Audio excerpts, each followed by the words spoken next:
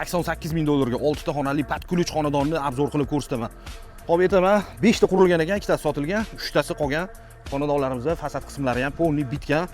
Xudo xolasa 3 tasi bor. Bitta zeleniy zona bor, mana shunaqa kafillar qilib qo'yilgan. Tashqarida hojatxona bor. Tashqarida hojatxona bor, podvali bor. Hol bilan oshxonani tegi podval bordi. Xo'p, kirganimizda bitta hol kutib oladi. Bitta hol kutib oladi. Bu yoq tarafda oshxona, kompostlarni bitirib beramiz deyapti. Ikkinchi qavatga chiqish qismi.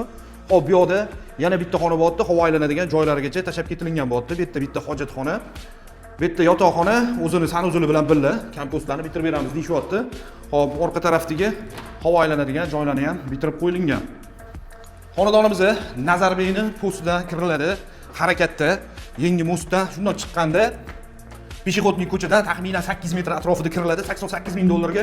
Xudo xolasa puliga 100% arziydi deb ayta olaman. Hop, ikkinchi qavatga chiqqanimizda yana bitta mana shunaqa xona.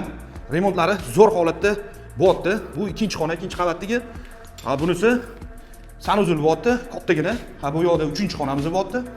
Bu yoqda 4-chi xonamiz bo'lyapti. Xonadonimizni ko'rdinglar, shu xonadonimiz srochniy narxida 88 ming dollarga sotuvga chiqarilyapti. Brutor sotuvga tushgan bo'ldi, 6 ta xona bo'ldi.